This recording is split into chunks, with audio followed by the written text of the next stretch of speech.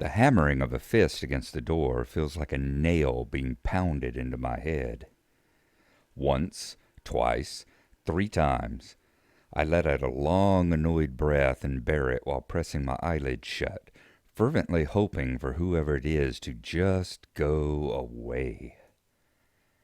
I feel pretty damn awful. My face feels like it's cast out of lead, my arms feel heavy, and I feel very queasy. It's been like this since I woke up half an hour ago, and I can't summon the energy to pick myself up out of bed. So, this is what they call a hangover. I wonder if perhaps this is the best treatment for teenagers who desperately want to try drinking as a way to feel like an adult. Considering how unpleasant this is, it's not something I want to repeat. A series of thumps rings out again, reverberating around the small room. I wish they'd just give up already. I have no intention of getting out of bed for them. Seconds pass, turning into minutes. Since no more knocks are coming from the door, whoever it was must have left. Thank goodness. Looking to my clock, the time when I really should think about getting dressed and ready for class is approaching. I don't think I can manage it, though. I hate cutting class, but I don't think I'm going to be able to get much done at this rate. I can tell I look like a mess without needing to look in the mirror to confirm it, too. The morning rush has given me enough time to stand outside the classroom for a little while without looking too suspicious. I hope that Muto doesn't ask any awkward questions about my not attending school yesterday. I was sick, that much is true. It's just the reasons for it that I have to hide. Confident I can get by with a tactical admission of certain truths, I stride into the classroom, doing my best to appear normal. The instant I open the door and take a single step in, I can feel a dozen eyes looking at me. There's no way I'm imagining this. They're not even making any attempt to hide it. My eyes take a quick sweep around the classroom, and I spot Hanako. We make eye contact momentarily before she looks down and stares very hard at her desk. Did she spill the beans? Muto may be okay as far as teachers go, but underage drinking on campus is not exactly something that would be taken lightly. I look to him with some trepidation. "Feeling better today?" he asks. "Yeah, thank you." He motions for me to take my seat, my legs feeling like sticks as they carry me there. This is going to be a long day.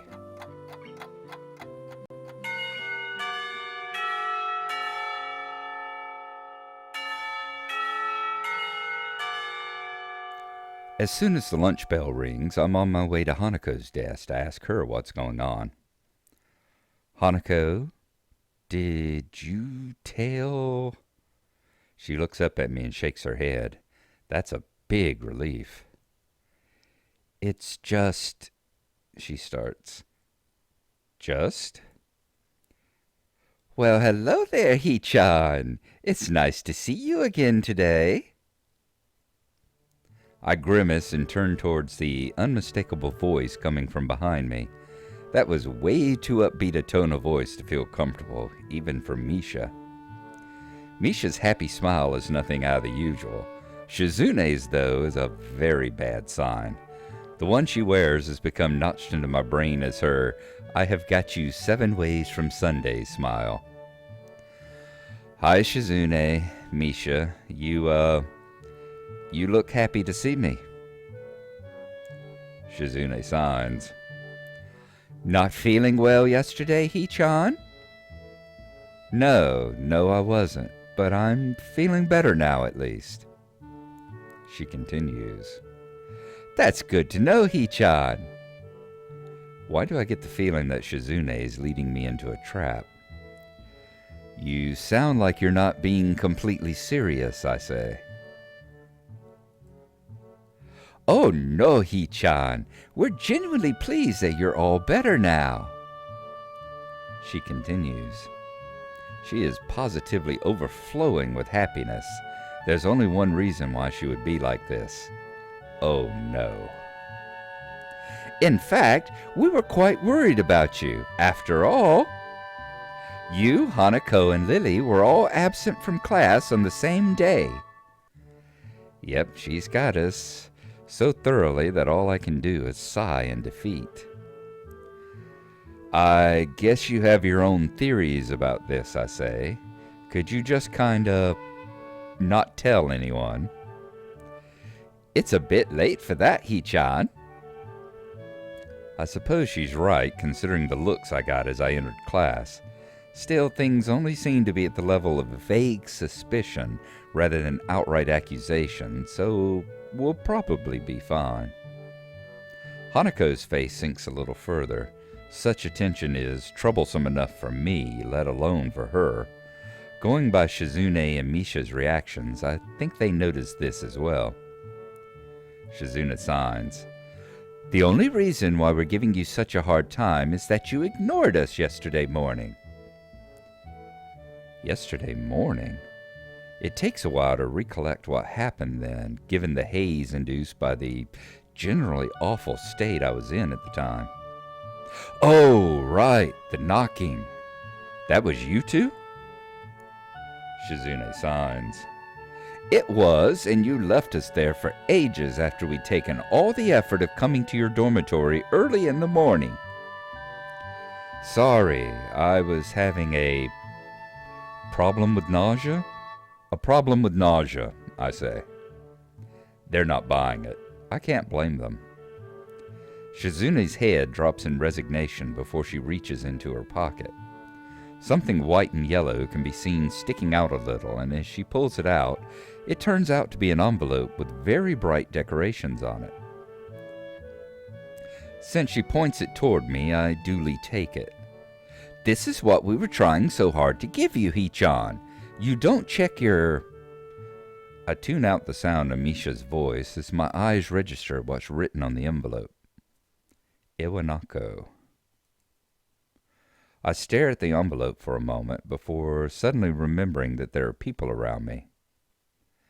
There's a very strange, somewhat invasive feeling about their expressions. I kind of want to be alone right now. Iwanako? Hanako says. It's nothing. Thank you for bringing me this, you two.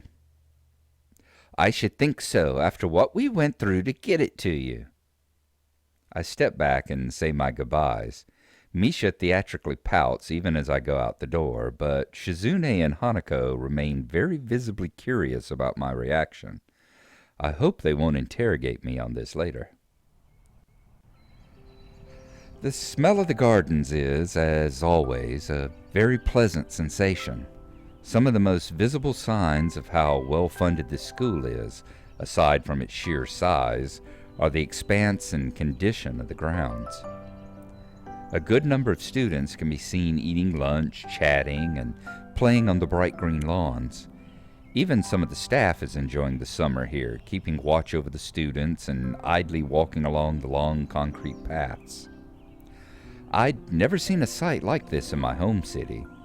On excursions maybe, but certainly never in the school or anywhere near where I lived. Even the bench I sit on as to read is warmer thanks to the summertime sun, reminding me of why I haven't worn the school blazer even once yet. Considering this, the sunflowers and splashes of vibrant yellow coloring adorning the paper are quite appropriate for the time, if only the words written on it were as well. Here I was, thinking I'd managed to get over her when this troublesome thing shows up.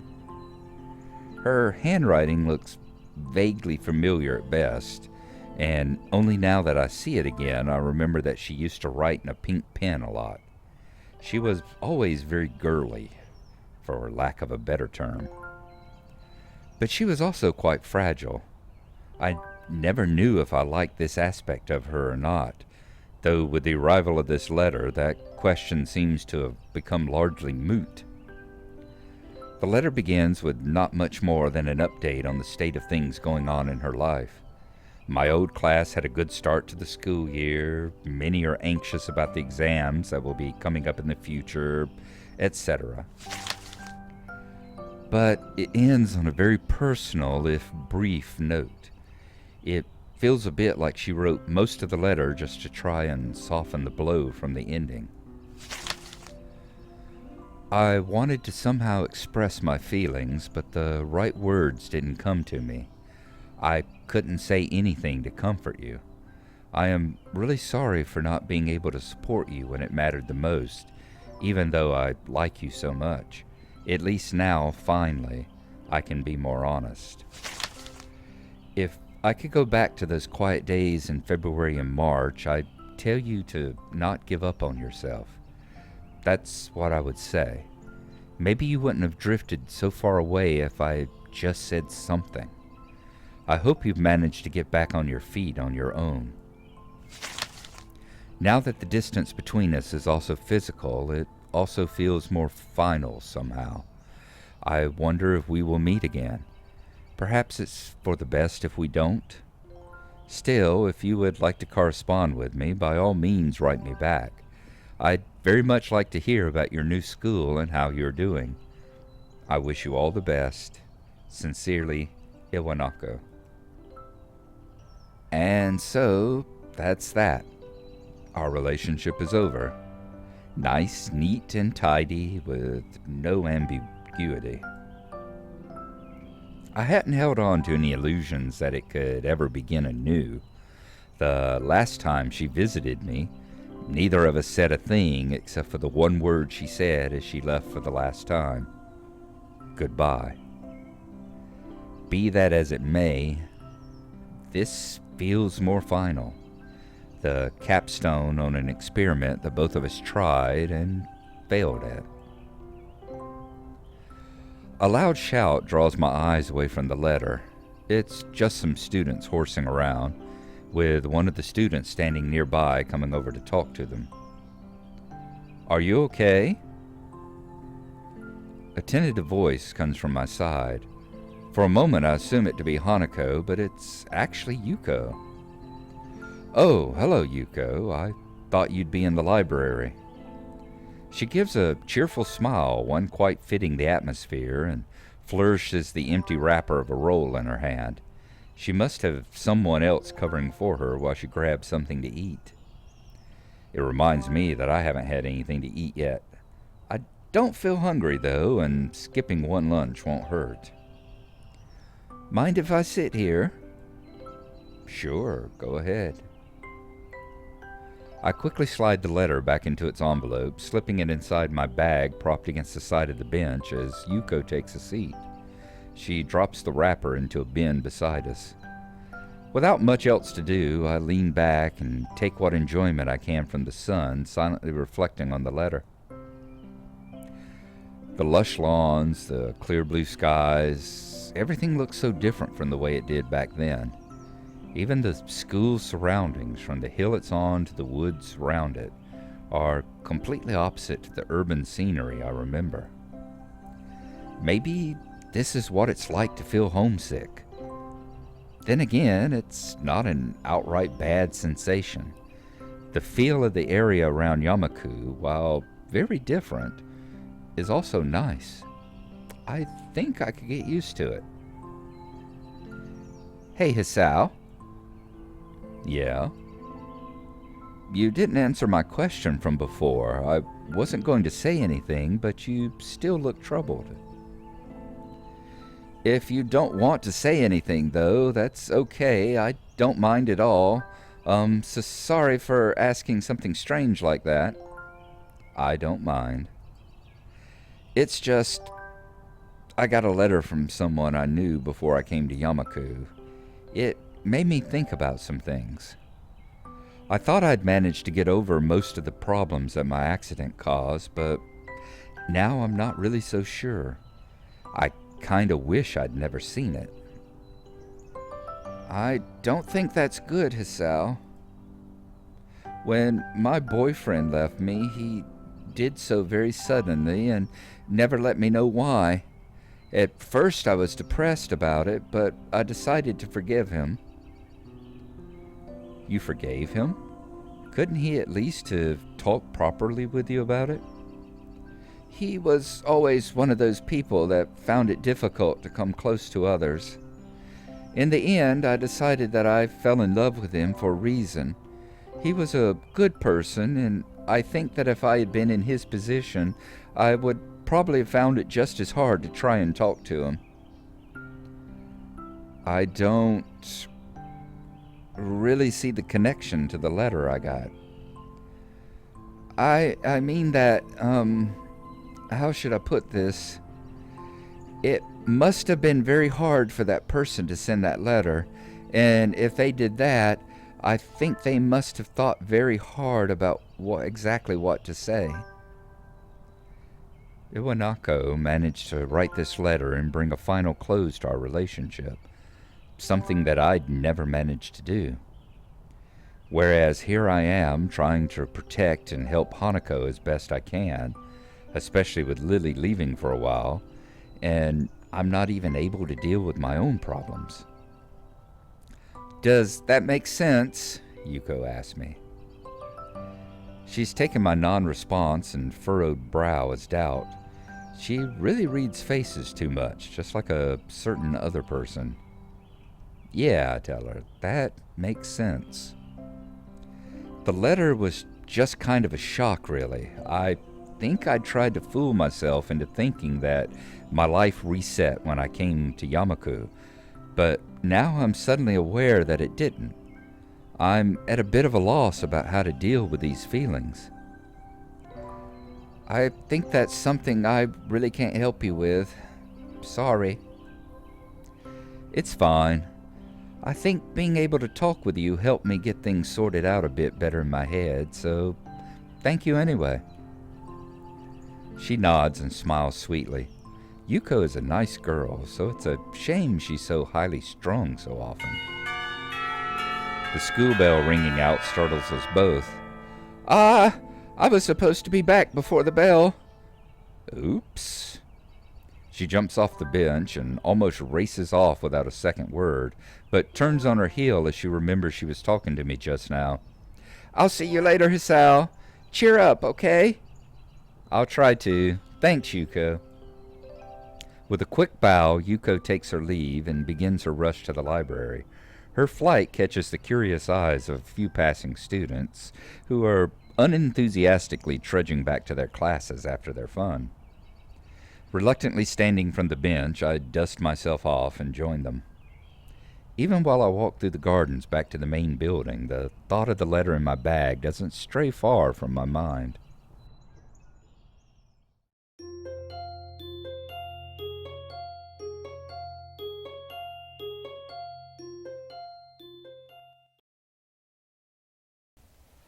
And so the cows are coming home to roost, as it were. We get to class, we find out that, yep, Shizune and Misha pretty much have us by the short and curlies, being that all three of us were absent yesterday due to sickness. But after Hanako's little attack the other day, they do seem to be a bit more aware of what their presence, or at least Shizune seems to be a bit more aware of just how fragile Hanako's psyche and social situations can be, and immediately backs down and gets her to the point where she's not upsetting Hanako anymore. So that is good to see that they have learned their lesson and are no longer being in a situation, realize that teasing doesn't really work with her all that well. In the course of our discussion, we find out it was them banging on our door yesterday while we had our hangover, and that they were trying to deliver us a letter from Iwanoko. Looking at the letter, it's the Dear John letter that basically we got whenever we went down the Emmy path before. The letter from Iwanoko pops up in all of the paths, all 5 of the paths, and we react to them differently each time. If you remember, in one of the routes down Emmy's path, we just crumpled it up and threw it away, never to look at it again. And in another route down her path. We went and found it and smoothed it out and read it after having crumpled it up. We went and read it again later in the episode. So, and in this one, we just accept it, take it outside, and read it, and then get advice from Yuko. So we, depending on which path we go and which author we have, we react to it in different ways, and it causes us to reflect on our situation in different ways. So that was the effects of the Hangover episode.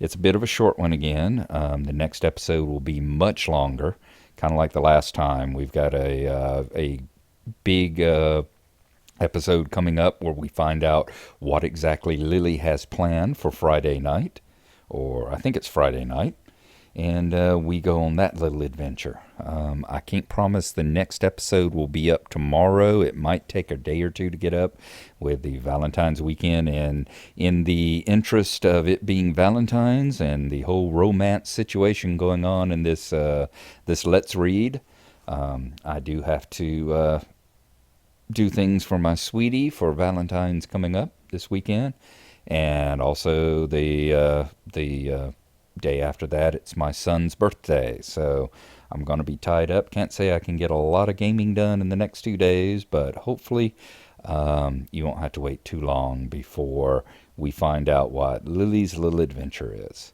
So we will see you then, and thanks for watching. Bye-bye.